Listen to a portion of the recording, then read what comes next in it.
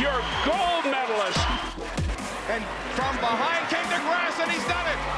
Andre DeGrasse, 1988, in a Pan Am record. At the 2015 Pan Am and Para-Pan Am Games in Toronto, Canadian athletes donned medals a total of 217 times. To put that in perspective, it was the most ever for Canada at the Games. And although older athletes like Ian Miller continued to dominate, it was the performances of the country's younger competitors that really garnered the limelight. With more on Canada's Pan Am success, here's Luca Celebre.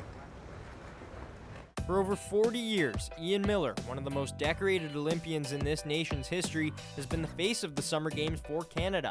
This past summer at the Pan Am Games in Toronto, that wasn't the case. Lost in the excitement of Canada's overall success at the Pan Ams was a transition from athletes like Miller carrying the hopes of a nation to a group of young athletes taking the torch and running with it. 26-year-old London, Ontario native Damien Warner set a new Canadian record in the decathlon and captured gold. 20-year-old gymnast Ellie Black of Halifax took home 3 golds and won 5 total medals. While these names and others like Jamal Murray or Ryan Cochran give this nation hope for future Olympic success, there are 2 stars that have the power to turn that hope into reality. At just 19 years of age, Hamilton's Kia Nurse scored 33 points in the women's basketball finals, helping Team Canada win their first ever Pan Am gold medal. Her performance was so remarkable, she was selected to carry the flag for her nation at the closing ceremony. To be selected as the bearer is just an honor. I wish my whole team could be here and carry it with me, all of us. But I mean, I'm so thankful for the opportunity. Not to be outdone, Scarborough's 21-year-old sprinting phenom Andre DeGrasse bolted past the competition, winning gold in the 100 and 200 meter events. Moments he'll never forget. Oh man, it's amazing. It feels so unreal right now. I can't believe I did that. If DeGrasse, Nurse, and company want to build on the success Canada had at the Pan Am Games and usher in the next generation of Olympic athletes, winning gold medals in Rio in 2016 is the perfect way to do so. Over the past 5 Summer Olympic Games combined, Canada's only won a total of 13 gold medals, including just one 3 years ago in London. From Toronto, I'm Luca Celebre. Andrew Wiggins is the future of Canadian basketball. The Minnesota Timberwolves forward is the reigning Rookie of the Year, and he's going to feature prominently as Canada tries to qualify for the 2016 Rio Olympics. For more on the GTA born and bred superstar, here's Stephanie Diletto. Through the years, Canadians in basketball were considered a foreign concept. That was until Steve Nash shocked the world with his style of play. But what was even more shocking was that a skinny kid from British Columbia was doing it. He opened the doors for numerous Canadians, many of which are on the rise to becoming some of the NBA's best. Players like Tristan Thompson, Anthony Bennett, Corey Joseph, and Andrew Wiggins. Both Bennett and Wiggins were first overall picks in the NBA draft. Thompson recently signed a major 5-year, $82 million contract with the Cleveland Cavaliers. Yet, most familiar to Toronto is Corey Joseph. After winning a ring with the San Antonio Spurs, he signed with the Raptors. The Pickering native has been far from disappointing, picking up slack on a Toronto team that has been struggling with numerous injuries. They all highlight the talent coming out of the GTA that played for local clubs growing up. Each of these young Canadians have made their own impact in the NBA, but there's one leaving the biggest mark. One who attended Vaughan Secondary School in his earlier years and now is taking Minnesota and the NBA by storm. The future is bright for Minnesota. They've got the Rookie of the Year this season, Andrew Wiggins. The Thornhill native has taken over the basketball world.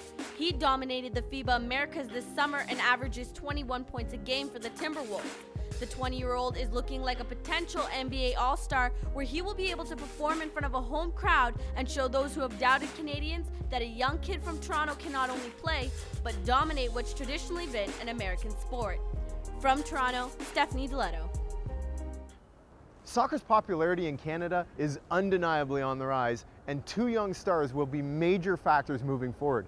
GTA products Kyle Larin and Kadisha Buchanan had outstanding seasons and took home some pretty prestigious hardware for their efforts. Recognizing their impact on the Canadian soccer landscape is CSM's Colton Prale. With the first pick of the first round of the 2015 MLS Super Draft, Orlando City SC select from the University of Connecticut. Soccer isn't the first word that comes to mind when you think of Canada. MLS Rookie of the Year aren't the words you'd expect to use to describe a kid from Brampton. But but meeting expectations has never been what he's about. Instead, he blows by them. Meet Kyle Larin, Orlando FC's goal scorer extraordinaire and the future of the Canadian men's national team. In his first year in the MLS, he broke the rookie goal scoring record in September. Then he added another 6 tallies to his name and finished among the top goal scorers in the league. In his 14 caps for Canada, he has 7 goals, including the game-winning goal over Honduras, and he has single-handedly helped push the men's national team into FIFA's top 100. And he's not the only Canadian getting it done on the pitch. If Kyle Larin is Superman, then Kadisha Buchanan is Wonder Woman. Just ask her coach. Look, she's, I'm not frightened to say it, she's the Sinclair of defenders. The 20-year-old center back is the brightest star in Canadian soccer. Buchanan took home the Young Player of the Tournament award at this summer's Women's World Cup and was shortlisted for the FIFA Women's Player of the Year. And it's not just on the international stage that she's getting it done. Buchanan is the reigning Big 12 Defensive Player of the Year, and she's a candidate for NCAA Women's Player of the Year. Soccer may not be the first thing that comes to mind when you think of the Canadian sporting landscape, but with 2 bright futures ahead in Kyle Larin and Kadisha Buchanan, it's certainly not far off. From Toronto, I'm Colton Preo.